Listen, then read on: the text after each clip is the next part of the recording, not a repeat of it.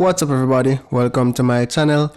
In this video today, I will be sharing with you how you can use the RBC Mobile App to deposit checks, right? So what you want to do when you sign into your app, you want to select move money. Then here you're going to select deposit a check. So you're going to tap this icon to take a picture of the front of your check, and then you're going to tap this icon here to take the back of your check as well.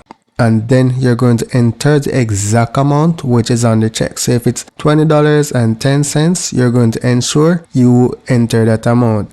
And then from the deposit to option, select the account which you want to deposit it to, right? So once that is done, all you need to do from here is select continue. However, I can't actually proceed with this right now because I do not have an actual check to deposit. But you should get the general idea of how you can achieve this. So that's it for now guys, thank you for watching and see you in the next video.